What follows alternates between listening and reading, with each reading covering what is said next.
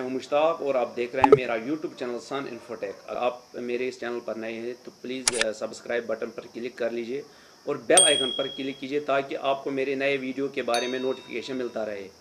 दोस्तों, ये वीडियो अगर आपको पसंद आए तो अपने दोस्तों के साथ शेयर भी कीजिए। तो CPIS क्या है? ये CPIS J&K स्टेट मुलाजमों का एक मुनफरिद डेटाबेस है जिसमें हर एक एम्प्लॉई की इंफॉर्मेशन रखी गई है ताकि जब भी गवर्नमेंट को उस रिकॉर्ड की ज़रूरत पड़े तो उसको हासिल करने में वक्त न लगे और इन्फॉर्मेशन भी गलत ना हो। मैं आपको मिसाल देकर समझाता हूँ। मान लीजिए कि एक एम्प्लॉई एक डिस्ट्रिक्ट से दूसरे डिस्ट्रिक्ट में ट्रांसफ़र हो गया, तो जब हम CPIS में उस एम्प्लॉई के लिए ट्रांसफ़र ऑप्शन सिलेक्ट करते हैं तो उस एम्प्लॉई के वहाँ ज्वाइन करने से पहले ही उसकी तमाम डिटेल्स इस नई पोस्टिंग वाली जगह पर पहुंच जाती हैं और वो भी बिल्कुल सही हालत में। या इसी तरह से एक एम्प्लॉई किसी और डिस्ट्रिक्ट से आपके ऑफिस में, आपके इस दफ्तर में ट्रांसफ़र होके आया तो उस एम्प्लॉई की सारी इन्फॉर्मेशन आपके पास पहले ही पहुंच सकती है अगर उन्होंने वहाँ से उसकी डिटेल अपडेट की हो और उसको ट्रांसफ़र किया हुआ हो इस CPIS पोर्टल में। इसी तरह से एक एम्प्लॉई रिटायर हो गया तो ये सॉफ्टवेयर उस एम्प्लॉई को रिटायर्ड लिस्ट में डाल देगा और उनका अलग से एक रिकॉर्ड रहता है। CPIS से हमें यह भी पता चलता है कि एक ऑफिस में कितने एम्प्लॉयज़ काम कर रहे हैं, कितना मैन पावर है वहाँ पर। तो ये मैन पावर जो है उसको अब हमें मैनुअली गिनने की ज़रूरत नहीं है कि कितने एम्प्लॉयज़ काम करते हैं, कितने पोस्ट्स वैकेंट, तो ये अब हमें मैनुअली गिनने की ज़रूरत नहीं पड़ेगी। हर एक एम्प्लॉय को रजिस्टर किए जाने पर एक कोड मिलता है जिसको हम CPIS कोड भी कहते हैं। तो ये एक एम्प्लॉय को संभाल के रखना होता है फॉर फ्यूचर रेफरेंस। इसी तरह से जो ये CPIS डेटाबेस है इसको in future electronic service book में के तौर पर भी इस्तेमाल होना है। दोस्तों, याद रहे ये जो CPIS है ये DDO लेवल का डेटाबेस है। इसमें एम्प्लॉई बाय हिमसेल्फ कोई ऑल्ट्रेशन नहीं कर सकता, तो इस बात को हमें याद रखना है। दोस्तों, DDO कोड वगैरह का जो लिंक है वो मैंने नीचे डिस्क्रिप्शन में दिया हुआ है। आप उस लिंक पर क्लिक करके अपना जो DDO कोड है उसको आप हासिल कर सकते हो या उसको आप देख सकते हो। दोस्तों, तो अब इस CPIS पोर्टल में किस तरह से काम करना है, किस तरह से हम खासकर जो एम्प्लॉय जो हमें ट्रांसफ़र करने हैं या इंपोर्ट करने हैं एम्प्लॉय, क्योंकि जो रजिस्ट्रेशन है वो तकरीबन हमने सभी एम्प्लॉयज़ की हुई है, या अगर कोई नया एम्प्लॉय है तो उसकी रजिस्ट्रेशन करनी है वो आपको ऑलरेडी पता है। तो ये जो ट्यूटोरियल है, ये जो वीडियो है, इसमें मैं आपको दिखाऊंगा कि हम कैसे इंपोर्ट करेंगे एम्प्लॉय को, कैसे ट्रांसफ़र करेंगे एम्प्लॉय को। तो यही बातें मैं आज समझाने की कोशिश करूंगा इस ट्यूटोरियल में। तो मुझे उम्मीद है कि आप पूरी तरह से इस वीडियो को फ़ायदेमंद पाओगे। तो अब हमने कहाँ जाना है? हमने जाना है यहाँ पर लॉगिन पर। हमने करना है लॉगिन पर करेंगे क्लिक। तो यहाँ पर हम यूज़र आईडी और पासवर्ड डालेंगे। यहाँ पर ये दिखा रहा है टोटल नंबर ऑफ़ एम्प्लॉयज़ कितने हैं इस DDO के तहत। तो अभी हमने इसमें क्या सीखना है? अभी जो हमारा मेन इशू है वो है कि अपडेट करना, एम्प्लॉय जो इन्फॉर्मेशन है उसको अपडेट करना। तो अपडेट हम कैसे करेंगे? हम यहाँ पर जाएंगे, व्यू ऑल एम्प्लॉयज़।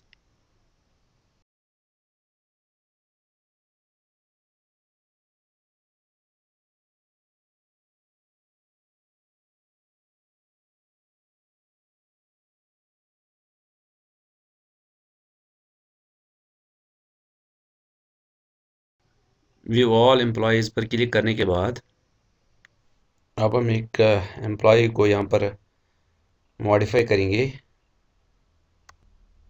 इसको हम मॉडिफाई करेंगे। यहाँ पर क्लिक करेंगे वेरीफाई मॉडिफाई। यहाँ पर नहीं, व्यू डिटेल्स पर नहीं, यहाँ पर करेंगे क्लिक। तो इस पर क्लिक करने के बाद यहाँ पर एक विंडो आना चाहिए था लेकिन वो नहीं आया, क्योंकि अभी यहाँ पर लिखा हुआ है note please enable popup to verify. Modifier view employ data. तो पहले हमें पॉपअप जो है वो हमने एनेबल करना है। तो हम यहाँ पर जाएंगे, इसको हम ये वाली ऑप्शन सिलेक्ट करेंगे और ऑलवेज अलाउ पॉपअप्स,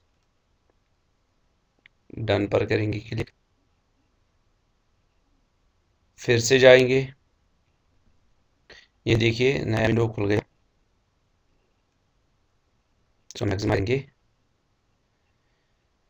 तो पहले तो यहाँ पर है एम्प्लॉय आईडी, इसके साथ हम कुछ नहीं कर सकते। डीडीओ, इसके साथ हम कुछ नहीं कर सकते।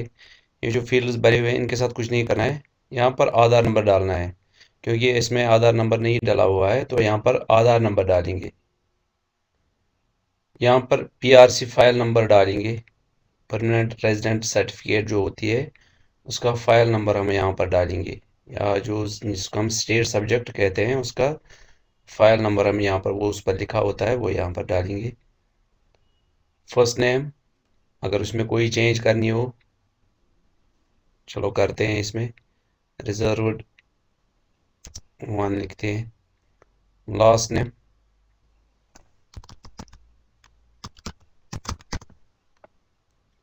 डीओबी में अगर कोई चेंज करना है,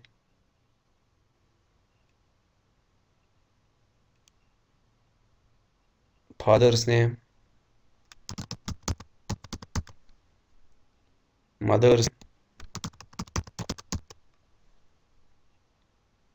तो यहाँ पर कैटेगरी, कैटेगरी हम सिलेक्ट करेंगे। यहाँ पर मैंने यहाँ पर जनरल सिलेक्ट किया, तो इसमें सब कैटेगरी नहीं आएगी, तो यहाँ पर करेंगे एनए। नेशनलिटी यहाँ पर आएंगे, सेक्स यहाँ पर सिलेक्ट करेंगे, ब्लड ग्रुप कौन सा है और मैरिटल स्टेटस क्या है। अगर मैरिड है तो यहाँ पर स्पाउस का नाम देंगे, स्पाउस का प्रोफेशन यहाँ पर डालेंगे। अगर वर्किंग लेडी है तो यहाँ पर स्पाउस डिपार्टमेंट डालेंगे, चूज करेंगे यहाँ से ड्रॉप डाउन से, और यहाँ पर डेजिग्नेशन। ठीक है, तो ये पहला फॉर्म हमारा कंप्लीट हो गया तकरीबन, और यहाँ पर करेंगे लास्ट में क्लिक अपडेट वेरीफाई।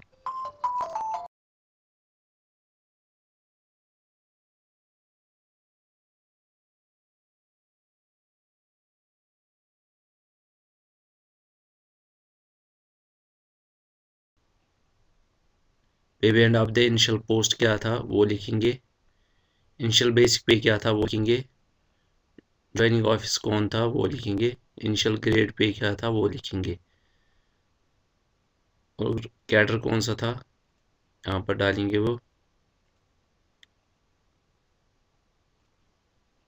यहाँ पर डालेंगे status, gazetted non gazetted class 4th।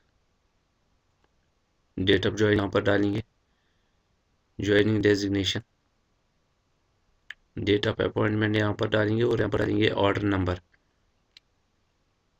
यहाँ पर अपलोड करना है अपॉइंटमेंट ऑर्डर। तो उस अपॉइंटमेंट ऑर्डर का जो साइज़ है वो मैक्सिमम साइज़ है 220 KB, और उसका फॉर्मेट होना चाहिए PDF फॉर्मेट में। तो अगर हमारे पास एक इमेज फाइल है तो वो या तो JPG फॉर्मेट में होगी, या फिर GIF फॉर्मेट में होगी, या फिर PNG फॉर्मेट में होगी। तो उसको हमने पहले कन्वर्ट करना है PDF फॉर्मेट में। तो PDF फॉर्मेट में कन्वर्ट करने के लिए या तो हम ऑफलाइन, जो अगर कोई सॉफ्टवेयर है हमारे पास तो उससे हम कर सकते हैं, या अगर ऑफलाइन नहीं है, अगर ऑनलाइन हम चाहते हैं तो ऑनलाइन भी हम कर सकते हैं। तो ऑनलाइन कैसे हम करेंगे ये PDF फॉर्मेट में कन्वर्टिव फाइल, तो वो मैं आपको दिखाऊंगा इसी वीडियो में। मैं वो चीज़ भी आपको दिखाऊंगा कि कैसे कन्वर्ट करते हैं। तो इसके बाद अब हमें यहाँ पर क्या करना है, अपडेट वेरीफाई।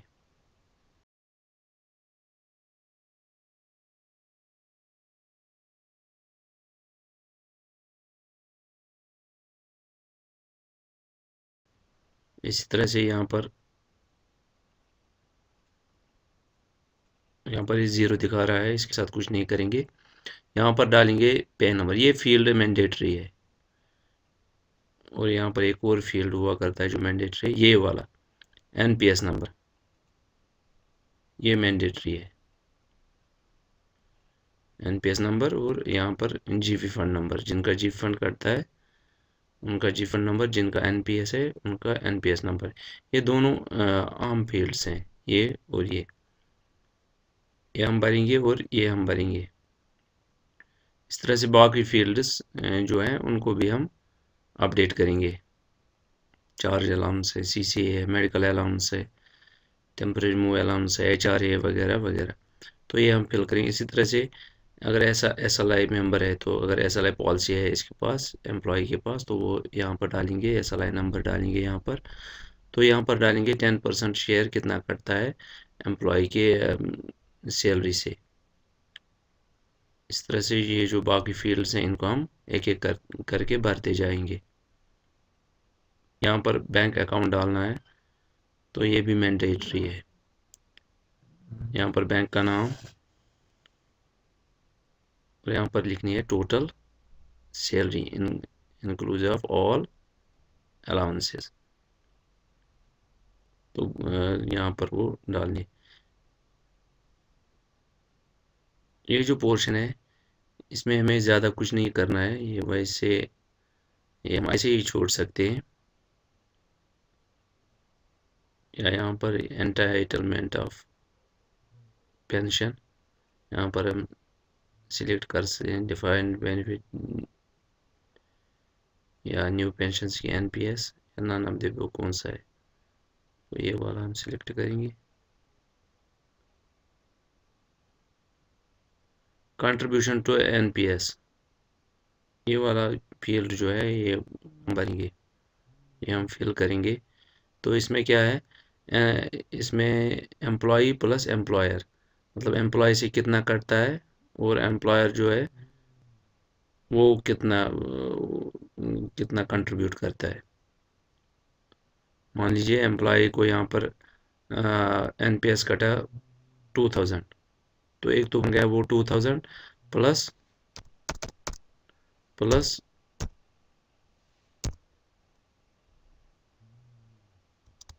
ये हमें लिखना है एक साथ 4000 एम्प्लॉय प्लस एम्प्लॉयर।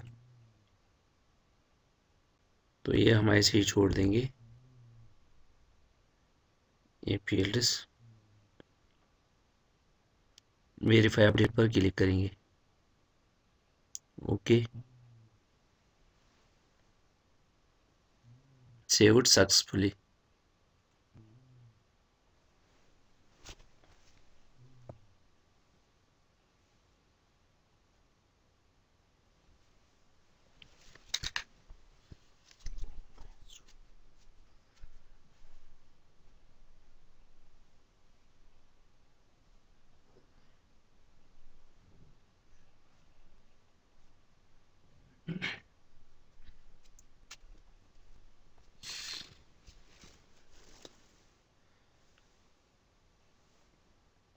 अब है हमारे पास फॉर्म 3 कॉन्टैक्ट डिटेल्स।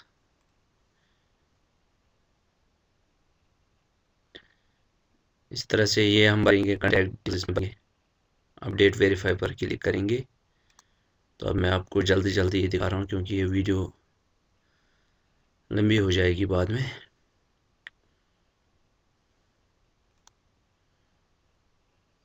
इस तरह से qualification details, promotion details, posting detail, nomination, service book only.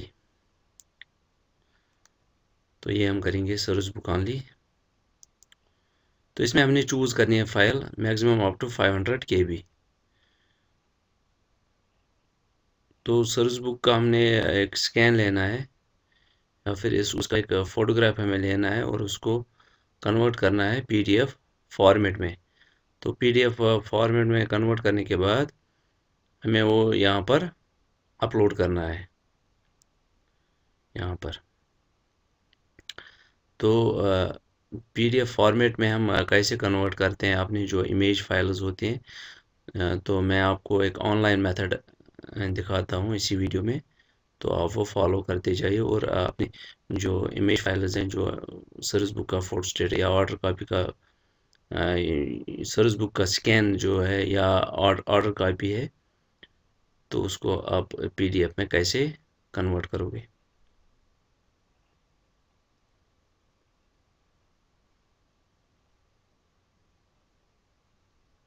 मैं आपको एक ऑनलाइन मेथड बताऊंगा।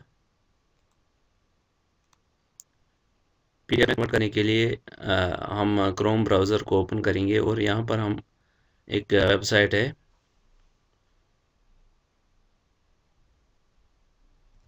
यहाँ पर हम लिखेंगे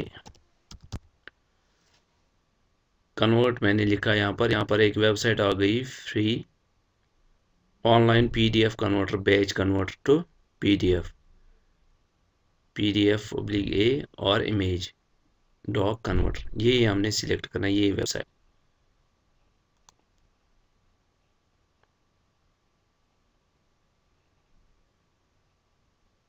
ये वेबसाइट आ गई। तो अगर आप वेबसाइट का नाम पूरी तरह से याद रखना चाहते हैं तो ऊपर दिया हुआ है, या मैं इसके लिए एक लिंक दूंगा।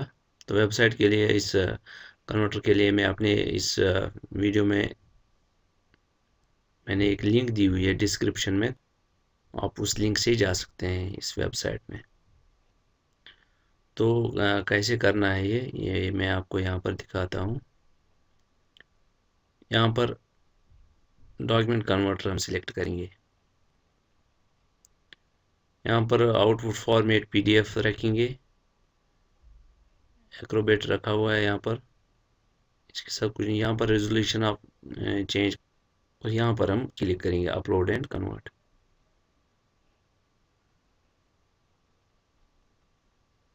थोड़ा सा वेट करना पड़ेगा हमें। तो ये हो गई कन्वर्ट। इस यहाँ पर क्लिक करेंगे इस फाइल पर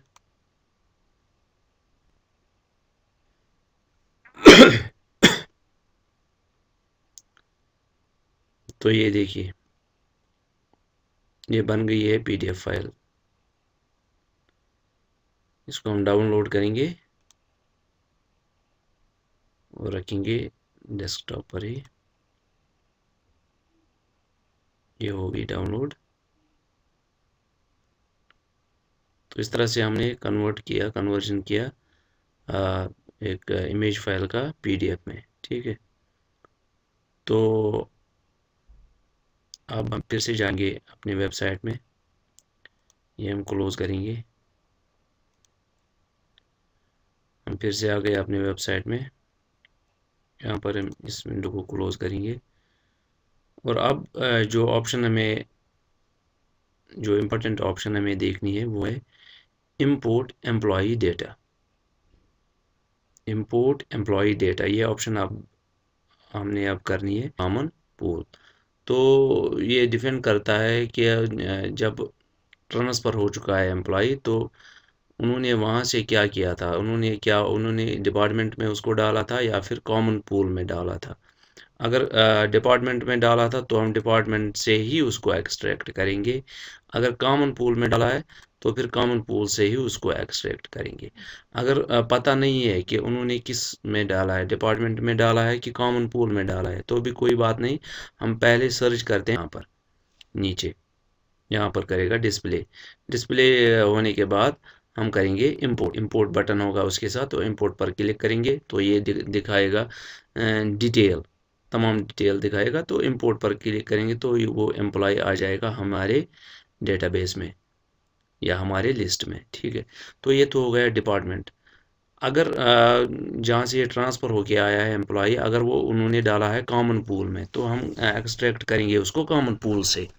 तो कॉमन पूल पर हम क्लिक करेंगे, यहाँ पर हम इसी तरह से मिनिमम 3 कैरेक्टर्स जो हैं वो देंगे। तो उसको अब हमने ट्रांसफ़र करना है। तो ट्रांसफ़र कैसे करेंगे हम, यहाँ पर है ट्रांसफ़र एम्प्लॉई, ठीक है। तो ट्रांसफ़र एम्प्लॉई पर हम क्लिक करेंगे। तो यहाँ पर हम चूज़ करेंगे वो एम्प्लॉई जिसको हमने ट्रांसफ़र करना है, वो हम चूज़ करेंगे यहाँ पर। मान लीजिए मुझे कोई एम्प्लॉई मिल गया, जिसको मैंने ट्रांसफ़र करना है। ट्रांसफ़र पर क्लिक करेंगे। ये है इसकी डिटेल्स।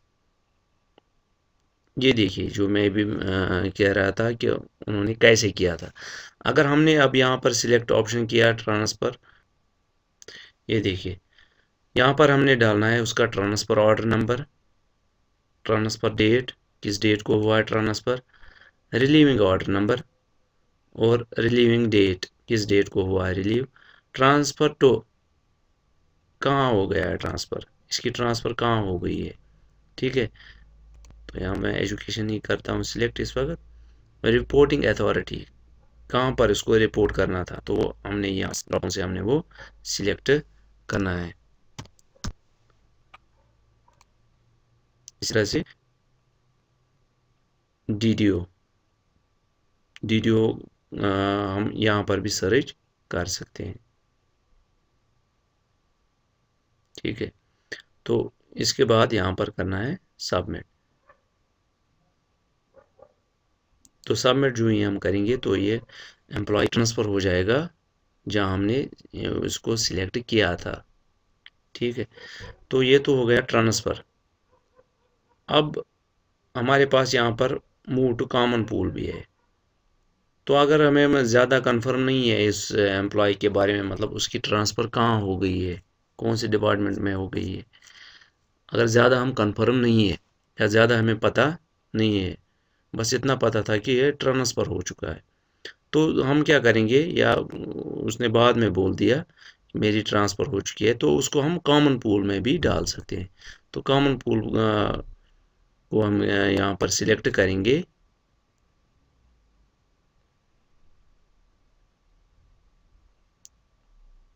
और सबमिट करेंगे। तो अगर जब हमने कॉमन पूल सिलेक्ट किया तो वो जो बाकी इन्फॉर्मेशन है वो हमने इसमें नहीं देनी है। सबमिट बटन पर क्लिक, मतलब ये चला गया कॉमन पूल में। तो जहाँ पर इसकी ट्रांसफ़र हो गई है वो वहाँ से जब अपना लॉगिन करेंगे तो उसको, जैसे कि हमने अभी किया था इंपोर्ट एम्प्लॉई डेटा, तो उसी तरह से वो भी इसको इंपोर्ट करेंगे अपने डेटाबेस में, अपने लिस्ट में लाएंगे। ठीक है, तो इसी तरह से एक और ऑप्शन है यहाँ पर ज्वाइन एम्प्लॉई, ये तो उसको हम इंपोर्ट कर सकते हैं।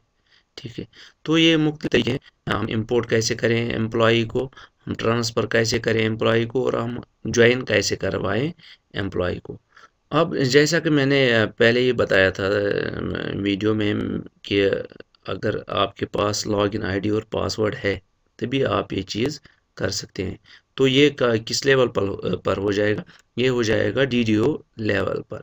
ठीक है, तो अगर आपके पास लॉगिन आईडी या पासवर्ड नहीं है तो भी कोई बात नहीं, मैं आपको दिखाऊंगा कि आप वो लॉगिन आईडी और पासवर्ड कैसे एक्सट्रैक्ट कर सकते हो।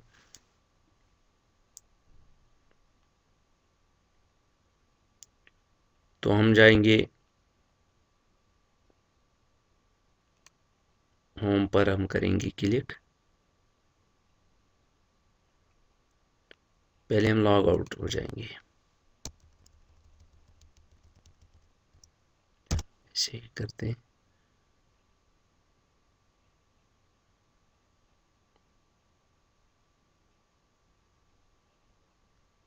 तो यहाँ पर आप देखिए, यहाँ पर है हेल्प डेस्क cpis-jk@nic.in, यह है इनका मेल एड्रेस, ये cpis-jk@nic.in।